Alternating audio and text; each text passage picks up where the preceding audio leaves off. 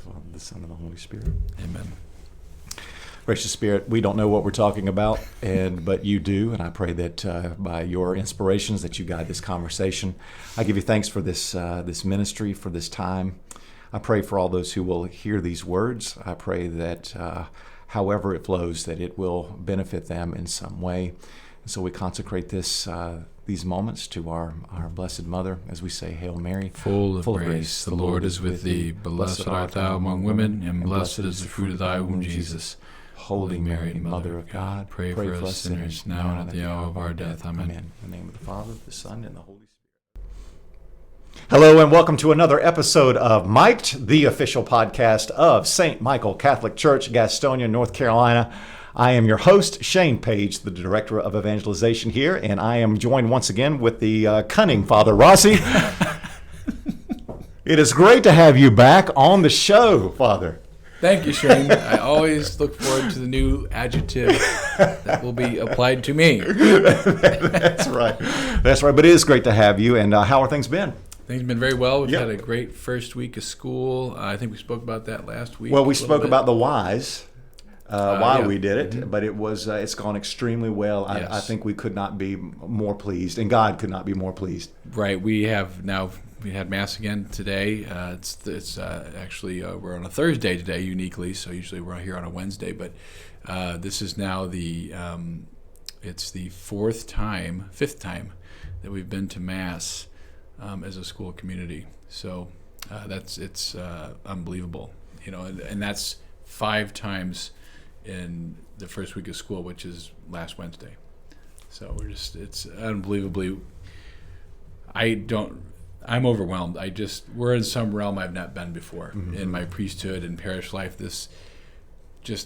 Every day, other than Wednesday morning, but every day seeing the school come to Mass and join us and have 250 people at daily Mass, just unreal. And I sense so much that it's impacting the children in the community immediately. I mean, I think, well, we'll see how it is in a couple months. I get this sense that there's huge benefit, graces coming from this decision that we've made to put the Lord first, give him the first master class of the day as our Lord, and every day is a tremendous joy for me to come to Mass. I love Mass, but now that we have the school families and really just trying to say, look, everybody, the whole parish, let's go. Let's recommit ourselves to daily Mass as much as possible. And having the children come is doing that. Families are coming to Mass and haven't come to daily Mass consistently in a long time, and the time change has helped, I know. But, parents know, my kid's going to daily Mass. Why can't I go? If you're not working, why not, right? It's just sort of like, well, of course I'm going to go be with my kids at Mass. It's working. I know for my non-Catholic friends, there was a time when I would say, well, as a Catholic, I can go to church every day. Really, every day there's something at the church? Yes, it's daily Mass. Well, how many people come to those daily Masses? And I would say, well, it varies, sometimes 30, 40, 50, 60. Now I'll say, we have church every day. How many people come? About 250. It's every day. But I was thinking that, you think about a kindergartner, someone who is just starting at St. Michael. Right. They have now begun their school experience here with daily Mass. They don't know anything different. And extrapolate this after eight years. Wow. Let's just say that kindergartner is now an 8th grader with daily Mass. Just consider the graces that will have been showered on that youth over 8 years. It's really overwhelming to think about. It's overwhelming. It really is. I mean, I just get the sense that Christ is in charge. I mean, he's at the helm, definitely. And I feel great about that as, pastor. You're the Lord. Mm-hmm. You're the good shepherd. Yep, and everything right now is ordered around the Mass, right. And it's truly the center. Yes.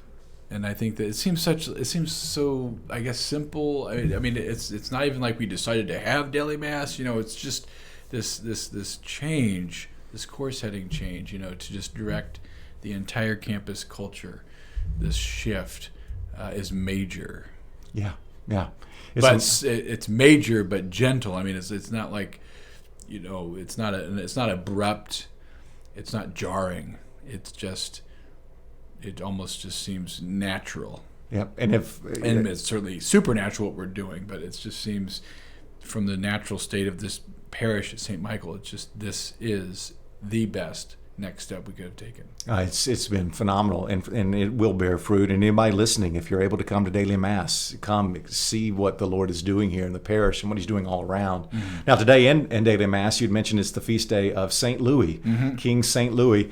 And I'd really never given St. Louis much thought, other than there's some cities named after him, I guess. Maybe there's a football team named after him, but in today's Divine Office reading, I read the letter he wrote to his son.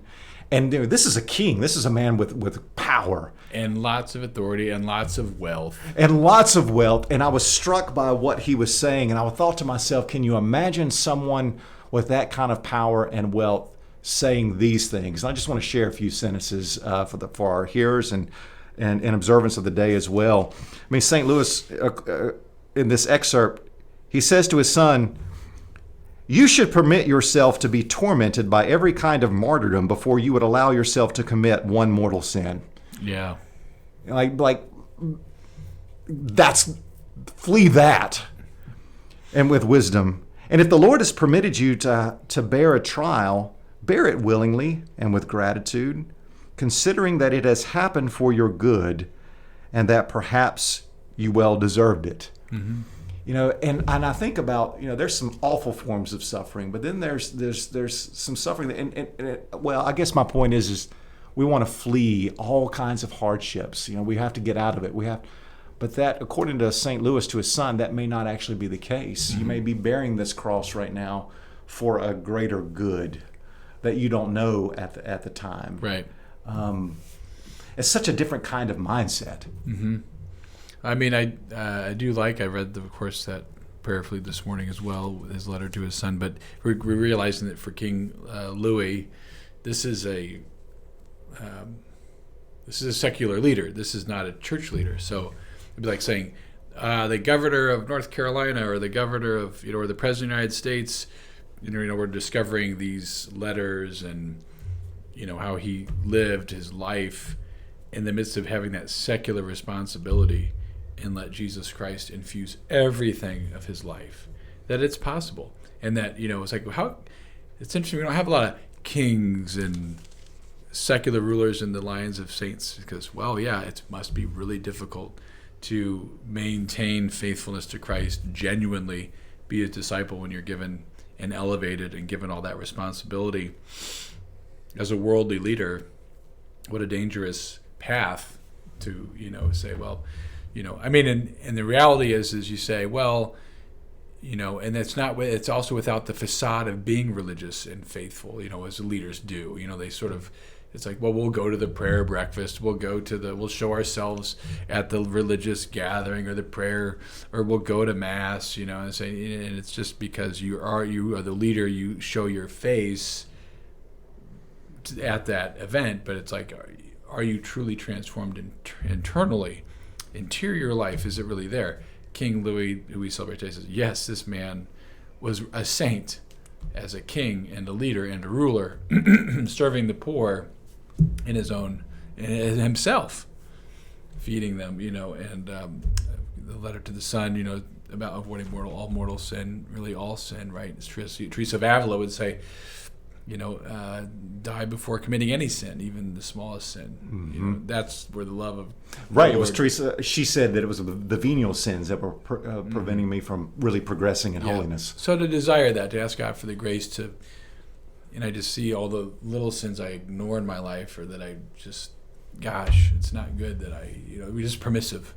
It's like, I'll stay away from all the really big ones. Stay away from all of them. Right. And just enter into friendship with Jesus every day. So the saints encourage us along in that. And so it's so good for everyone to just be in contact with the saints, reading about them, learning about them. There's always something that they're up to in their life we can apply And certainly King Louis is a great example for someone who might be entrusted with a lot of leadership in the secular world, a CEO, a president, a vice president, a director, someone who's a mayor, someone who's on city council, someone who's in politics, someone who has clout in the secular world.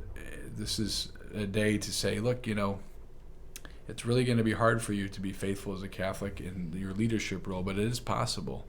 And, King Louis stands as an example to say it can be done if you let Christ transform you and consider the position that you've been given, perhaps from the Lord, to say, maybe I've given this position to you for the very fact of sanctifying you to be faithful to me as this leader, Well, I think that's what the example of the saints, how they challenge us, is that when we look at the lives of the saints, like St. Louis, they don't give us any excuses.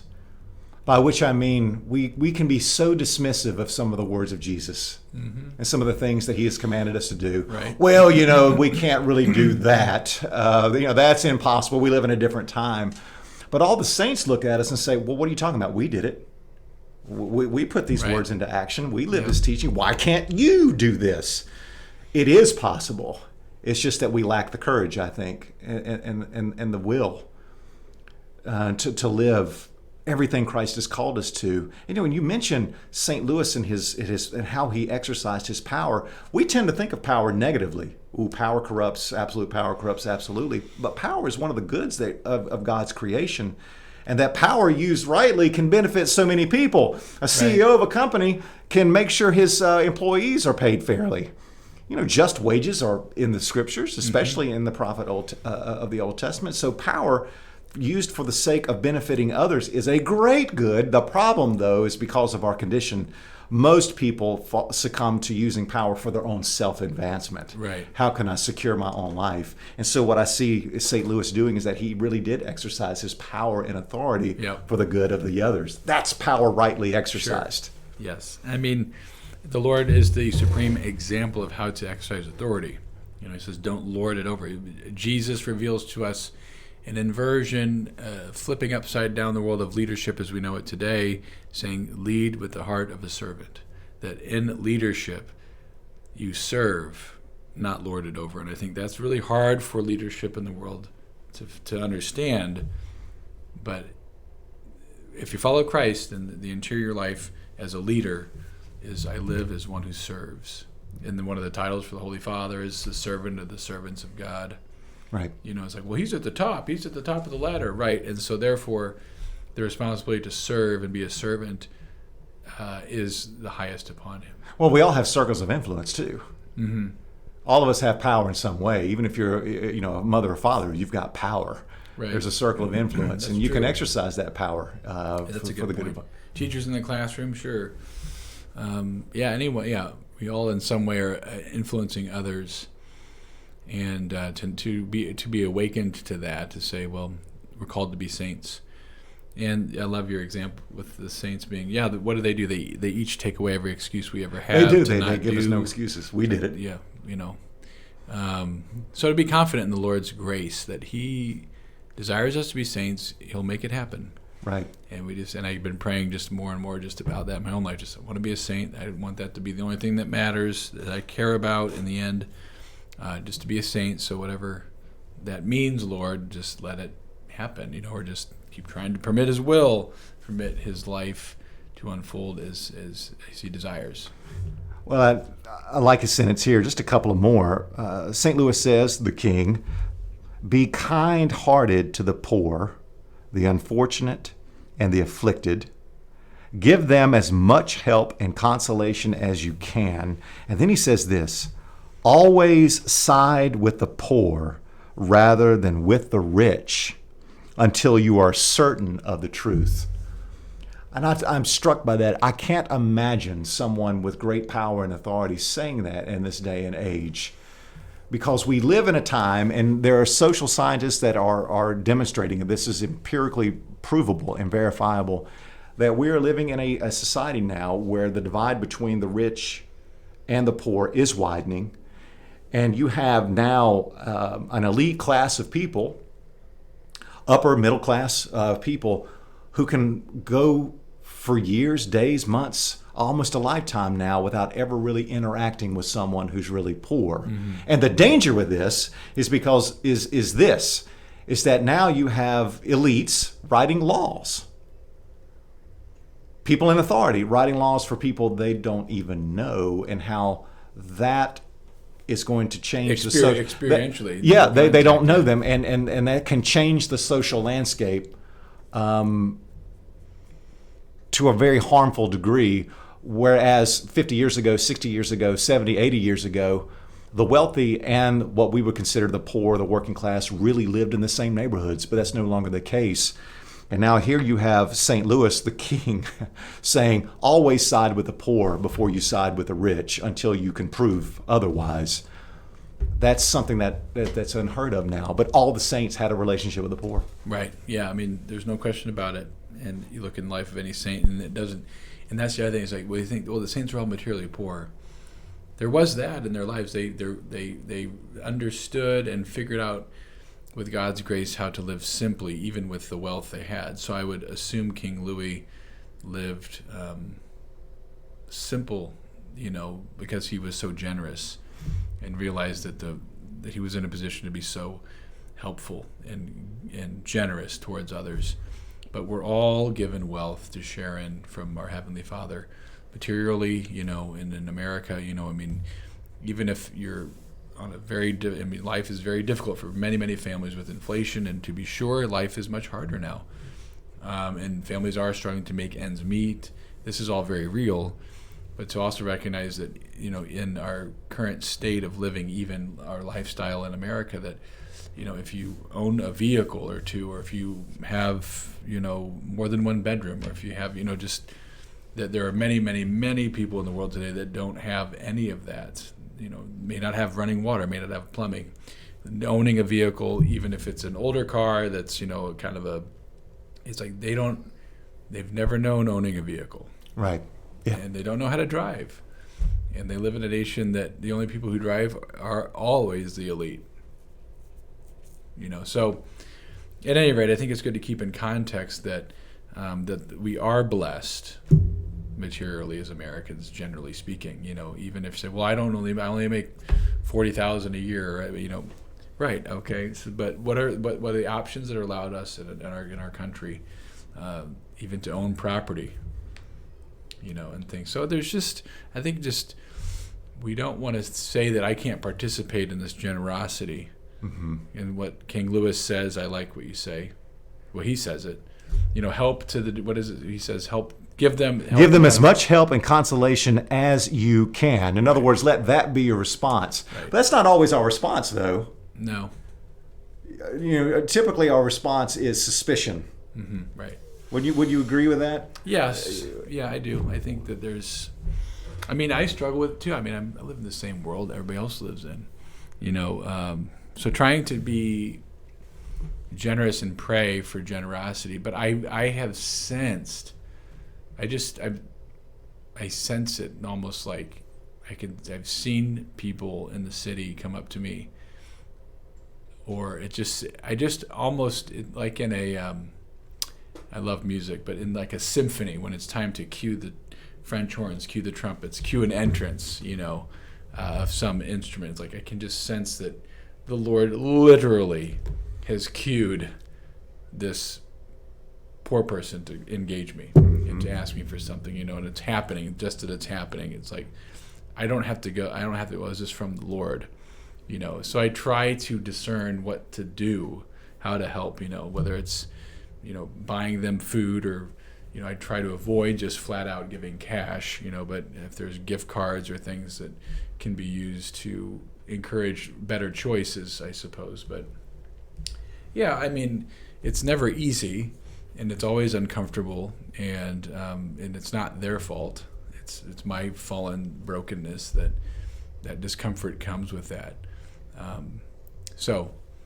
And it exposes for all of us. Well, I'm generous. I'm a generous person. Well, we do strive for that. Hopefully, we are. Jesus said, "Strive." This is part of that striving from last Sunday. That it's difficult, but I think that it stretches us, and we have to try and strive and try to get to yes, instead of just always the initial reaction was try to avoid encounter, avoid engagement, try to learn their name, try to, maybe they're giving you a story quote, like it's not, it's Right. just a story. Maybe they are going to take advantage of you, but I think even there the Lord's we imitate him and say, and I let people take advantage of me all the time and misuse my grace. Sure. And I'm abundantly generous. Right. It's just a matter of having what the scholars say in the Bible, that God has a heart with a preferential option for the poor. Have you ever heard of that? I have heard that. Yeah, the preferential option of the poor. And we have to be careful when we say that. It just means that God has a passionate heart for the downtrodden. The and you see, Anawim. and yes, Yeah. the Anawim, and you see that. And King Louis had that disposition as well. He had a preferential option for the poor. He was tender-hearted to them. I just couldn't imagine a king today saying always side with the poor rather than with the rich. I know, it's amazing. It's just, could you imagine a leader saying that? The 1500s, wasn't he? This is the 1500s, yes. So, I mean, and here he is, the church is still saying, and just thinking about it now, we keep celebrating the lives of the saints. It doesn't matter what century they lived in. It's like, guess what? He's still relevant. That's right. Right, because the gospel is still relevant. And, St. Louis, we're doing the American and the French pronunciation today. But yeah, he's relevant. Yes, he's an example to all of us. The saints need to be that for us. Is there something about this saint's life that ought to inspire me if I look closely, dig deeply? There ought to be some example that I can relate to in their lives. And the Lord gives us so many saints to say, look, as you say, there's no excuses, but also there's also all these friends in heaven that are so ready to befriend us. And what inspires is example. It's still the case today. Look at the saints, and we're not kings of France, but we're parents and pastors and teachers and leaders, and working in a work environment. And most of us have people we work with, or people work under us, and they work under others. Who knows? But yeah, we can be leaders. Can we lead with the heart of Christ, which is really, the crown of King Louis's life was Jesus. Right. And that's what normal looks like from the vantage point of heaven. Yeah.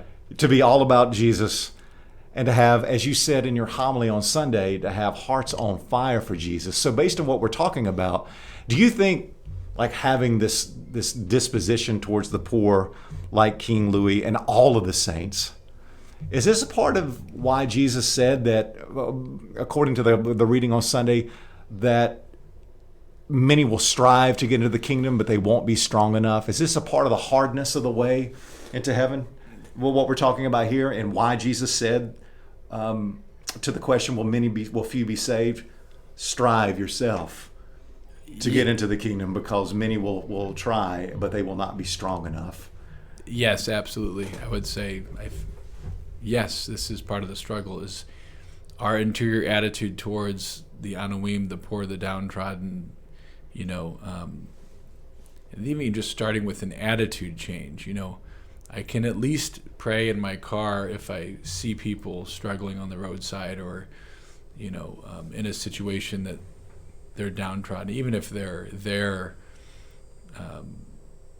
to be dishonest, or, all the more, what kind of poor are we talking about there? Big time spiritual poverty, to abuse the poor, to use it as a manipulation. So yes, it's going on too, but it's not everybody's story, and I think there's wisdom there. You go to Europe, you go to Italy. I mean, you got to be really careful. I mean, they're just clearly in tourist places, people professionally try to rob and take, and gypsies are there, and they're very dangerous, in some cases. So no, you're not going to be just handing out money on hand. You pray with people, sometimes say, I'll get you a sandwich, I won't give you €1, and then not interested. Okay, okay, So, but even there, I think you have to use discernment, because not every situation is going to be a safe one or one that's. But there are times though that we can tell. I think if we live in a city, we live in an environment, we live in a neighborhood. We can begin to see the same others that are certainly poor, materially struggling. We can begin to recognize them, and I think at least pray for them. And then think, well, how if I look like our paths are going to intersect, let me let it happen. Right. God give me. I mean, the problem is we always look for the strength in ourselves to do that, and you're not going to have it. Mm-hmm. If there are people out there that look like they're generally generous to the poor and the materially poor and reaching out, well, that's because God's given them the grace to be like that. I think that we just have to say, Lord, give me the grace to be generous. I mean, don't look for the strength in yourself, but it won't be there. It will be God's grace. All is grace. So therefore, if I want to try and be generous, pray for the grace. Yeah, and St. John Chrysostom once said that when you give to someone who's poor, don't worry about what they're going to do with it immediately. Mm-hmm. You're not giving to the conduct, you're giving to the person. Yeah. And that God sees your intention and your generosity as well. Yeah. I think trying to make them. One of the things I think of is just make them know they're human persons. I mean, how can you do that? And throwing money out the window of the car, without a word. I mean, just is it dignified? Is it giving them dignity? Mm-hmm. Like the smile, learning their name, saying I'll pray for you. Like that says you're a human person. Right. Like, we are both the same as far as created by God. Well, yeah, I love what you said on Sunday. And King Louis certainly embodies it. But you had said that all of the saints have hearts on fire for Jesus. Right. They have hearts there's no way they're burning with the love of Jesus. And if our hearts are not burning with the same love, then heaven will not feel like a great place in which to be. Yeah, it would almost feel intolerable. And those are thoughts that we seldom have because we live in a culture that says, well, heaven is open for everybody. Right. And we tend to project our own desires onto heaven and call it heaven as a result. But that's not the heaven Jesus talks about. Well, I've read Fulfillment of All Desire very slowly with Dr. Ralph Martin, first time through it, just a few pages a day. But he gets to the point about what you're talking about. He actually says, I think it's Catherine of Siena and St. Bernard of Clairvaux, who both have, they say that our hearts will respond to the look of Christ differently depending on how our hearts are. So even if Jesus' face doesn't change, and actually talk about how his face will appear to us, Jesus' face of love and mercy he's going to be that way, but it will look like a face of anger and wrath and hatred to a heart that's chosen hell, that they will run and flee from him. So it's about my love for Christ. My heart will translate into the image I have of God. It doesn't mean it's the real image. It means that for the saints and those joyful, they welcome like the face of Christ, and they're in love with him, and their deep friendship with him. They will not flee from the coming of the Lord. But those who are damned in their sinfulness and have already chosen self-reliance and have never really God will appear to them to be a frightful presence. But it's the same Lord. But they're going to run, meaning that's the point about, no, you're not going to choose heaven in the end. It's not going to happen. You won't want it, literally, because your heart isn't on fire for Christ. You're not going to go, well, I can concede to it now after all, now that I see, it's not going to happen. You're going to say, I don't want this, I want that. It will only be after in damnation that the torture will be now knowing the grave eternal mistake one has made in not choosing eternal life. And the supreme good. Mm-hmm. Part of that. And I think too, I've thought about this too, people who have a fixation for, the devil or, Satanists or that the devil doesn't have friends, a team, comrades, and that the worst part for hell for them will be the intense hatred of the devil on them for thinking that, oh, well, I'm part of this group that follows him. Like, he doesn't have a following. Mm-hmm. And if, the intense hatred the devil has for each human person, and you say, there's no way the Satanists ever, have you ever seen the devil? Like, if you really saw who he was, you would never, and that's part of the freedom, right? It's like to retain our freedom. Maybe you don't see ever, because the saints say the reality, the evil and sin is so much more horrible and terrifying. But heaven and goodness and God's love and the beauty of is so much more beautiful and joyful than we've ever seen. But that reality on both ends, we don't see it clearly right yet. But that, it's hell is worse than we can imagine, and heaven is more beautiful than we can imagine. So just knowing that, our hearts need to be transformed, and that there isn't going to be this, we will recognize him as our hearts allow us to recognize him. So as our hearts are, where your treasure is, your heart will be, as Jesus tells us. So there it is, right? It means if the treasure isn't him, our hearts are hardened. Our hearts will not respond.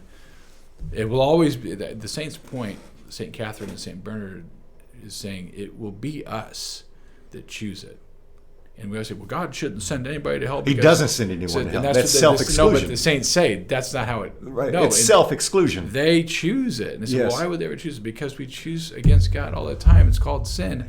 And we practice round for heaven in this life now. It's like, if my life is choosing against God, well, that's probably going to be what I'm going to do at the last moment. I've shared with others a very obscure theologian, but his name is Saint Simeon, the New Theologian. You ever heard of him? He's very obscure. Well, he has a very similar image, and he draws on the language in the Bible of God as a consuming fire. You see that in Hebrews, our God is a consuming fire, and you have those images of God in the fire, the burning bush.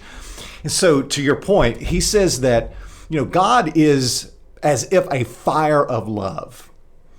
And in this life, we have to be united with that fire. You have to become one with the fire, otherwise you'll be consumed by it. And his point is that the saints have allowed their souls to be brought up to the same temperature of that fire in life. And so the fire of God for the saints is delightful. It's a warming, wonderful fire. But for those who are cold and have been cold to the love of God, who have not allowed that fire to purify them, they experience the same fire, not as delight, but as torment. Yep. It's the same loving fire. One experiences the fire of God as delight, the other one as torture. So it's not God necessarily doing direct torture in anybody. It's just they cannot handle the fire of this love. Would that be then the fire of hell, in the sense of like it's the fire of his love, but experienced from the level of torment, not joyful yes, union? I will say that St. Simeon put it this way. He says that the fire of God is at the same time the light of heaven and the flames of torment. Okay, yeah, wow.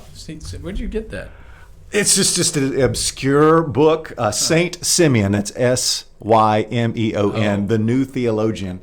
How new is that? The 3rd century? Oh, no, he goes way back. Yeah, right, yeah. It was written a couple of years ago. New, last month. New theologian. But it makes sense. And to the point is that, as you said in the homily, using the analogy of the prodigal father, who throws this party, and the older son just doesn't want anything to do with the festivity because his heart was not really conformed to the heart of his father. That's a great way to frame it, but we don't usually hear it this way. Usually we hear heaven is the golf resort, it's the Hawaiian paradise, It's my projections, my desires cast onto this cosmic screen. But heaven, if we want to think of it, it's a culture. It's an objective reality, and the culture of heaven is the culture of Christ conformity. Yeah, everybody is totally conformed to him, and if you're not conformed to him, it will not be a pleasant experience. They're all on fire with love for Jesus. I mean, it's almost like, what's your experience when you go to a coffee group and everybody there wants to talk about the Lord and what He's doing in their life all the time, and you don't want to be there? That's a good sign. It's like a good sign that I'm far from God because I don't want to be around God-centered. Almost like if you recoil at that kind of thing, then that means your heart needs a lot of conversion, right? It means I don't even want to, there's factors of our life and human existence with, whatever we've experienced that makes it harder, but it just means, well, if I just don't want to do anything and be around the Lord, or I don't want to have anything to do with worship, and I don't want to read the Bible. I'm not interested in the saints. I don't want to, a couple prayers, shoot up a couple prayers every day, a couple minutes, that's good enough. Like, that's, how will that eternal prayer would just be horrible. Exactly. Yeah, we're going to pray all day. Yeah. So, how long are you going to be worshiping? Like, God, not 1 hour. We're going to go for all eternity. So we're all very weak too, because we still go to mass. We love it. We worship, but then after a while, well, I want to go home and go on my next thing. So we're still growing. In our love for the Lord, and but ultimately it's like unending worship. The mass is ended. No, it will be an eternal. It's the eternal worship of the Lord and the beatific vision. But that understanding that once we are in heaven and seeing the beauty of the Lord, and the saints that experience that and on earth and have visions, never want to leave it. Even with Bernadette, when she saw Mary, the pain was always when Mary left. Yes, because she's so beautiful. The beauty of heaven, once it's seen, even in a glimpse, captivates the saints who've had visions of Our Lady and the saints and Jesus. It's just and then their painful existence on earth in their earthly life is, I just can't. All I want to do is just go. I want to see him again. I just want to be with him or see Our Lady and be in this heavenly reality. So they can't wait. To be in heaven unending. So that's a good desire. It plants in them that hunger, which is a painful one, because they. Like, you've seen Our Lady, you've seen Jesus, Faustina, Mm-hmm. Now what? Any image, anything you try to paint will always never be close to what you saw, but that's what changed them. It's just having the beatific vision, seeing God as he is. We're going to be so consumed and on fire with that love that we just don't understand, this unending. But we all desire, in some level, unending relationships, unending happiness. Mm-hmm. We say, I never want this moment to end. We say, well, that's eternal talk. Mm-hmm. We know really we're made for that. The Lord wants us to be someplace where we're right. But we need to learn how to speak his language, And so the saints spoke the language of Jesus, the language of virtue, the language of holiness, the language of humility, the language of chastity. And we have to be conformed to that. God is that loving fire. And I believe maybe it was John Chrysostom. I feel like we just talked about him, but he says, when we consume the Eucharist, we are consuming fire. That fire what is. What are those in the circus? The fire eater? That's kind of maybe a bad image to have, but we are consuming fire, and that is working in us. It is purifying us. It is bringing us up to the same temperature of the love of God, so that when we encounter him face to face, we will be able to tolerate. It will be a delight for us and not a torment. These are just wild concepts. But that's why Jesus says we have to strive to enter the kingdom. Yeah, this is not, as you said, you don't just drift your way into this. Yeah. This is a culture you have of heaven that you have to learn in this life, so you can speak the language when you get to the other side. But the confidence is not in us. We always have to say, Jesus. Yes. All you have to do is say, Jesus, I want to strive. Great. Pray for the grace. Because it's only grace that allows you to strive. Yep. Yeah, and the last thing I'll say is that the image of the narrow, go through the narrow gate, and the gate, as you said, is the shape and the form of a cross. There are some other great writers who say that yes, the gate is narrow. Getting into that gate is hard, but once you go through it, through a life of discipline and sacrifice, it really opens up on the other side. Oh. Whereas the life, I'm going to live according to my will, that's the life that seems broad, but it becomes more and more restrictive as time goes on, and where the addictions and life just loses its ultimate fulfillment. So yes, a narrow gate that opens up, whereas the life that you do for yourself, that seems broad, but actually that's the very narrow way. Yeah. Does that make sense? Yeah. I like that image though. Because Jesus really does call us to freedom. Yeah. Well, that heaven is now too, and hell is in a sense now too. Yeah. Seeing like you're experiencing. The soul can experience both realities right now. Heaven is mass. Right. The union of heaven and earth, there's nothing more, real of that union than mass. Right. And that hell too, people, cut yourself off from God, and can be living in hell, and that truly can be the case. Which means I'm living without God. I've cut myself off from grace. You can live that way, right now. And right. People, and sadly people are, but how much the Lord's love desires to have all of us gathered around Him, not later, but now. He wants everybody. Said if Jesus had His way, I suppose we'd say there'd be never a church big enough to hold every Gastonia, right? Every soul, right.